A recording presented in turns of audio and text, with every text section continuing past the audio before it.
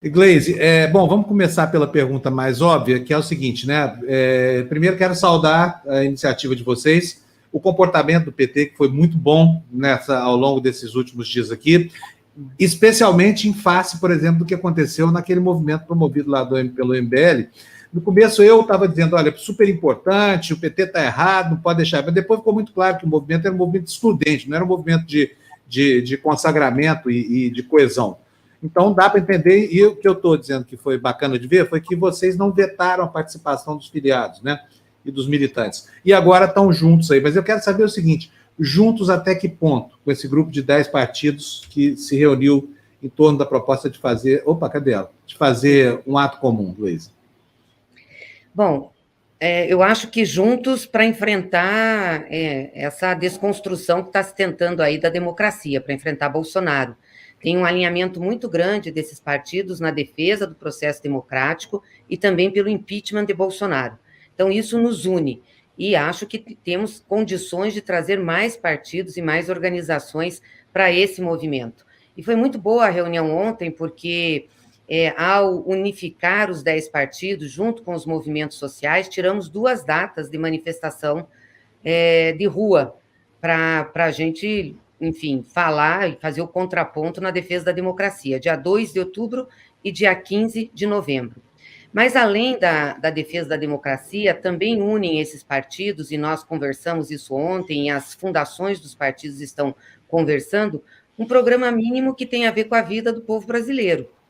Além da vacina, que eu acho que agora está avançando, mas também a questão da renda. O desemprego está muito grande, a renda, o combate à fome, enfim, aquilo que faça sentido ao povo a democracia, né? Porque a democracia, defender as nossas instituições, defender a ordem democrática constitucional é muito importante, mas ela tem que fazer sentido ao povo.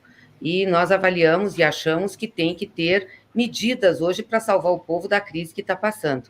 Então, as fundações desses partidos estão trabalhando num manifesto mínimo de propostas e ações também que nós possamos levar nessas manifestações do dia 2, do dia 15, e trabalhar no cotidiano com os partidos dentro do Congresso e com os movimentos sociais.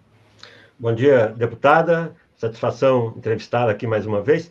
Deputada Gleise, nas conversas que eu tenho visto, lido, fala-se até em algum tipo de acordo para pós-2022, para que haja um ambiente melhor na política brasileira. Nesse grupo de partidos que vocês reuniram ontem, tem partidos que foram adversários bastante renhidos aí nas últimas décadas, particularmente o PSDB, parece que até o DEM está conversando um pouco, algum setor do DEM aí também conversando com vocês, segundo colocou aqui hoje mais cedo o Carlos Lupe.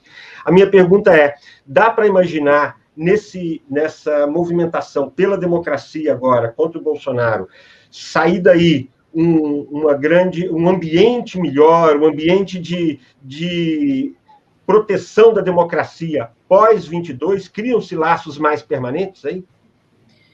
Eu acho que sim, Eumano, porque é o seguinte, nós temos hoje 2 campos políticos muito claros.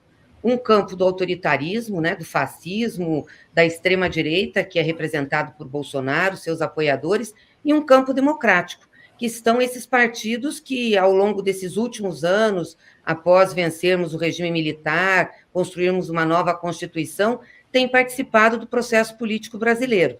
Claro que nós temos grandes divergências programáticas, né? Pegar o que pensa o DEM, o que pensa o PSDB, aliás, o PSDB foi um dos contentores do PT durante quase todo esse processo, sempre disputando programaticamente as eleições.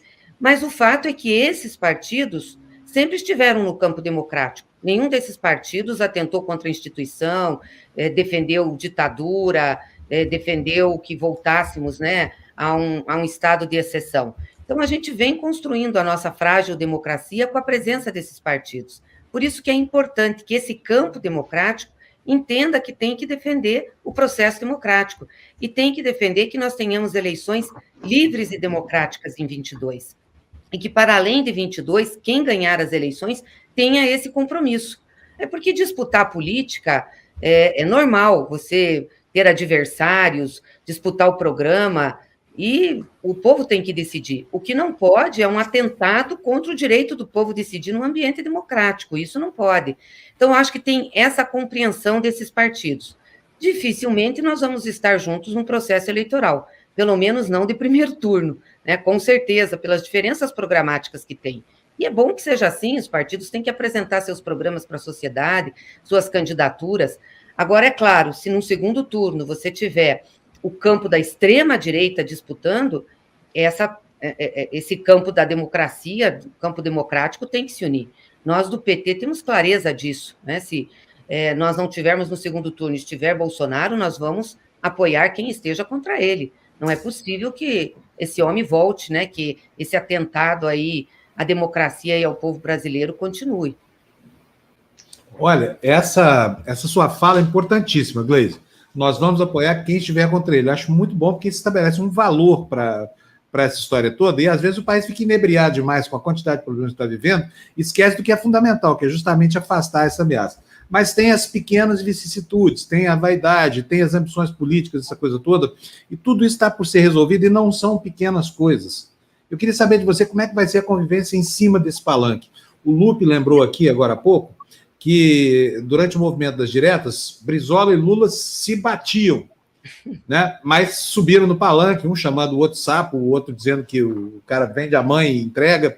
Enfim, houve uma brecha ali para que a democracia florescesse. Você acha que a percepção do risco já é suficiente, já é combustível para suscitar uma reação organizada da sociedade que tem esse porte? Eu penso que sim, Panunzio. Eu acho que isso está sendo construído. Veja, construir uma unidade dentro dessa diversidade não é fácil. Mesmo o movimento das diretas demorou muito para ter essa grandiosidade de tantas lideranças, né? Até chegar a Teotônio Vilela, tantos outros que estavam lá atrás, de mãos dadas, inclusive, com o pessoal que apoiava, né? E estava na ditadura. Demorou, porque tem uma diversidade grande de ideias, de visão de mundo. Mas eu acho que o que nós estamos vivendo hoje, esse ataque, né, recorrente, essa forma de fazer política, aliás, não é fazer política, né? A política foi substituída pelo ódio, pela mentira, né, pela perseguição. Então, isso é muito ruim. Então, eu penso que nós estamos construindo. A gente também tem que ter paciência nisso, porque não é fácil, né? Não basta dizer, olha, todo mundo tem que se unir, subir aqui. Não. Tem que construir. Então, uma unidade em cima do quê? Por isso que tem que ter clareza. Bom, em cima da defesa da democracia, do respeito às instituições, em cima da Constituição. E nós queremos tratar de um programa mínimo para o povo. Também uma unidade para que a gente possa ter garantias do povo sair da crise que está vivendo. Emprego, renda, um movimento contra a carestia. Não é possível que a gente esteja tendo inflação de novo. Eu estava olhando hoje no jornal, a inflação para os pobres está quase 11%. É uma carestia absurda. Quer dizer, nós já tínhamos nos livrado dessa chaga. 2 chagas que nós já tínhamos nos livrado que o Bolsonaro trouxe, além do atentado à democracia e querer uma ditadura novamente. A chaga da inflação e a chaga da fome. Mas o Brasil já tinha superado isso.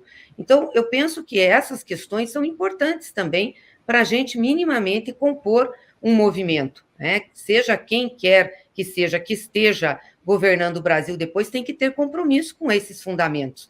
Compromisso com a democracia, compromisso com não ter carestia, debelar a inflação novamente, e compromisso de não deixar esse país, que é o maior produtor um dos maiores produtores de alimentos do mundo, ter o seu povo passando fome.